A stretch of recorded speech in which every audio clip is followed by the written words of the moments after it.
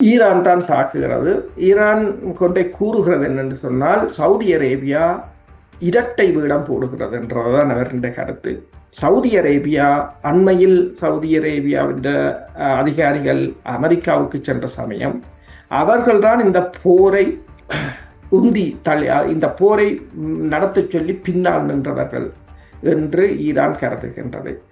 அடுத்ததாக இந்த அத்தனை நாடுகளும், ஓமான் உட்பட அத்தனை நாடுகளும் இந்த மேற்குலக நாடுகளுக்கு தளங்களை வழங்கி அவர்களுடன் இணைந்து தன் மீதான ஒரு மறைமுக போரை நடத்தியது என்றுதான் கூறப்படுகிறது.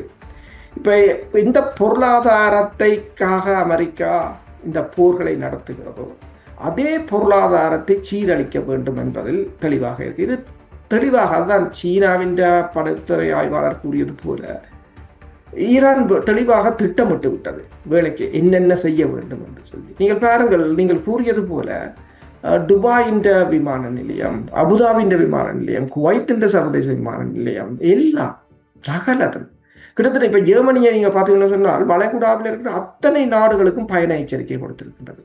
இப்ப ரஷ்யாவின் தூதரகத்துல, சவுதி அரேபிய தூதரகத்துல மக்கள் வெளியேறுவதற்கு முண்டி எடுத்துக் கொண்டு நிற்கிறார்கள் இந்த நாடுகளில் இருந்து. இப்ப அமெரிக்காவே சொல்லிவிட்ட தன் மக்கள் கட்டார் பஹரைன் இல்லத்திலிருந்து வெளியேற சொல்லி பிளாக் ராக் நிறுவனம் கிட்டத்தட்ட 36 பில்லியனை கொண்டு போய் கொட்டி இருக்கிறது மத்திய கிழக்கில் அபிவிருத்தி, நகர அபிவிருத்தி, டிஃபென்ஸ் செக்டர், போர்ட் சொல்லி. ஆனால் இப்போ அவ்வளவும் பஸ்பமாகக்கூடிய ஒரு நிலை. இந்த பெல்ட் அண்ட் ரோட் இனிஷியேட்டிவ் என்று சொல்லி இலங்கையில சீனாவின் அதில் இணைந்து பணியாற்றுற ஒரு அவர்கிட்ட பேரை நான் மறந்துவிட்டேன். அப்ப அவர் தனது ட்விட்டர் தளத்தில் போட்டிருக்கின்றார், அடுத்த துபாய் இனி கொழும்பு தான் அடுத்த துபாய் என்று சொல்லிட்டு. ஏனென்றால் இனி துபாயை பொறுத்தவரையில் துபாய் என்ன கூறியது, நாங்கள் அமைதியான இடம், முதலீடு செய்யலாம், பிளாட்டை வாங்குவோம், அதை வாங்குவோம், இதை வாங்குவோம் என்றுதான் வச்சு தங்களோட பிஸ்னஸை வளர்த்தார்கள்.